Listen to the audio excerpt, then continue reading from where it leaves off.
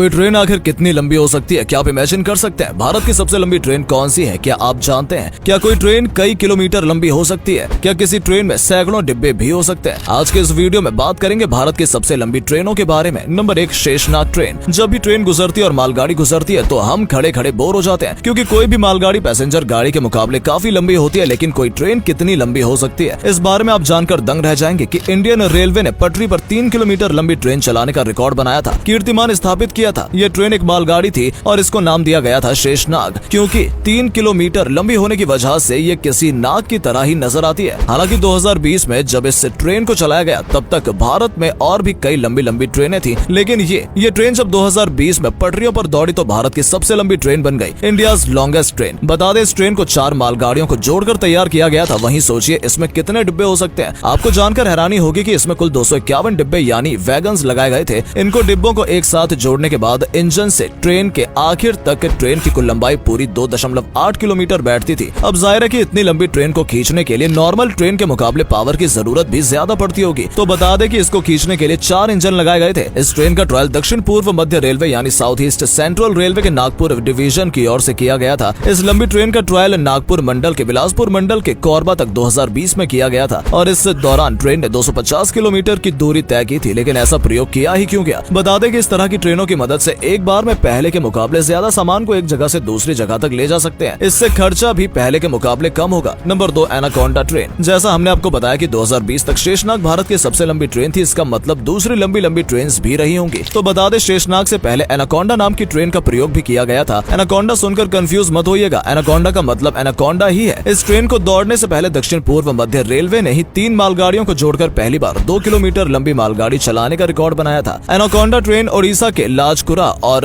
राउरकेला के बीच चलाई गई थी। बता दें, पिछली बार एनाकोंडा ट्रेन की खास बात यह थी कि एनाकोंडा मालगाड़ी के डब्बे माल से भरे हुए थे, जिसकी वजह से 3 इंजन वाली एनाकोंडा का वजन 15,000 टन से भी ज्यादा था। 2 किलोमीटर लंबी इस ट्रेन में 177 डब्बे थे। Number 3, super Vasuki train. दोस्तों, जैसा कि हमने शेषनाग ट्रेन के जिक्र के दौरान बार बार साल 2020 का जिक्र किया, उसकी वजह थी ये ट्रेन सुपर वासुकी ट्रेन, क्योंकि भारतीय रेलवे ने 2020 में 295 डब्बों वाली एक विशाल मालगाड़ी चलाई थी, जो रेलवे के इतिहास में अब तक की सबसे लंबी मालगाड़ी है। 3.5 किलोमीटर लंबी मालगाड़ी सुपर वासुकी, जिसे 15 अगस्त को छत्तीसगढ़ के कोरबा और नागपुर के राजनांदगांव के बीच ट्राई किया गया था। इसके अलावा आप जानकर दंग रह जाएंगे कि इस ट्रेन के ट्रायल के दौरान इसके 295 डब्बों में से 27,000 टन से भी ज्यादा कोयला लदा हुआ था। इस ट्रेन ने 267 किलोमीटर की दूरी 11 घंटे 20 मिनट में तय की थी। इस ट्रेन के बारे में ये फैक्ट भी जान लीजिए कि अगर आपको मालगाड़ी के डब्बे गिनने का शौक हो तो इससे मालगाड़ी के डब्बे गिन लीजिएगा, क्योंकि एक स्टेशन से गुजरने में इस ट्रेन को पूरे 4 मिनट लगते हैं। बता दें, इस ट्रेन को 5 मालगाड़ियों को मिलाकर बनाया गया था। जहां शेषनाग को खींचने के लिए 4 इंजनों की जरूरत पड़ती है, वहीं इस ट्रेन को खींचने के लिए 6 इंजन का इस्तेमाल किया जाता है। नंबर 4, विवेक एक्सप्रेस ट्रेन। चलिए दोस्तों, मालगाड़ियों की चर्चा तो हो गई, अब जरा पैसेंजर गाड़ियों की भी बात कर लेते हैं, वरना आप कहेंगे कि मालगाड़ियों से भला हमें क्या लेना देना, हमें कौन सा उनमें बैठना है। तो चलिए दोस्तों, अब जान लेते हैं कुछ पैसेंजर ट्रेन के बारे में भी। पैसेंजर ट्रेन की बात की जाए तो लंबी पैसेंजर ट्रेनों की लिस्ट में विवेक एक्सप्रेस का नाम जरूर लिया जाएगा, क्योंकि पूर्वोत्तर सीमांत रेलवे की तरफ से चलने वाली ये ट्रेन 9 राज्यों से होकर गुजरती है। असम के डिब्रूगढ़ से तमिलनाडु के कन्याकुमारी तक चलने वाली विवेक एक्सप्रेस दूरी और समय के लिहाज से देश में सबसे लंबी ट्रेन रूट तय करती है। इस ट्रेन के रूट में कुल 58 स्टॉप पड़ते हैं। ये ट्रेन असम, नागालैंड, बिहार, पश्चिम बंगाल, झारखंड, ओडिशा, आंध्र प्रदेश, केरल और तमिलनाडु से होकर जाती है। 4189 किलोमीटर की दूरी तय करती है और 80 घंटे से ज्यादा समय लेती है, मतलब 3 दिन से भी ज्यादा का समय। बता दें, डिब्रूगढ़ कन्याकुमारी विवेक एक्सप्रेस को 19 नवंबर 2011 को हरी झंडी दिखाई गई थी। इस ट्रेन को शुरू करने के पीछे का कारण 2013 में आने वाली स्वामी विवेकानंद के जन्म की 150वीं वर्षगांठ को मनाना था। Number 5, Duronto express. सबसे पहले ये जान लें दोस्तों, दुरंतो एक बंगाली शब्द है जिसका मतलब होता है तेजा, इसलिए इसकी तेज रफ्तार को कायम रखने के लिए इस ट्रेन से काफी कम स्टॉपेज हैं। और असल में दोस्तों, ये सिर्फ एक ट्रेन नहीं है बल्कि ट्रेनों का समूह है। देश में पहली दुरंतो एक्सप्रेस 19 जनवरी 2009 में चली थी, जिसे कोलकाता के सियालदह रेलवे स्टेशन से नई दिल्ली के बीच चलाया गया था। फिलहाल पूरे देश में करीब 52 दुरंतो एक्सप्रेस ट्रेनें चल रही हैं। जैसा इसके नाम का मतलब तेज है, तो बता दें, ये ट्रेनें 140 किलोमीटर प्रति घंटे की रफ्तार पर दौड़ती हैं। क्योंकि ये काफी लंबी दूरी तय करती हैं, इसलिए इनमें यात्रियों के लिए खाने की व्यवस्था भी होती है। बता दें, दुरंतो एक्सप्रेस ट्रेन भारत के 13 महानगरों और प्रमुख राज्यों की राजधानियों को जोड़ती है। ये ट्रेन कोलकाता, मुंबई, दिल्ली, इंदौर, जयपुर, चेन्नई, इलाहाबाद, पटना और जम्मू तवी जैसी प्रमुख शहरों को जोड़ती है। सबसे लंबा रूट लगभग 1943 किलोमीटर का एर्नाकुलम दुरंतो एक्सप्रेस एक्सप्रेस द्वारा किया जाता है तय, जो कि कोच्चि को नई दिल्ली से जोड़ता है। वीडियो पसंद आई हो तो लाइक और शेयर जरूर करें और चैनल को सब्सक्राइब भी कर लें। धन्यवाद।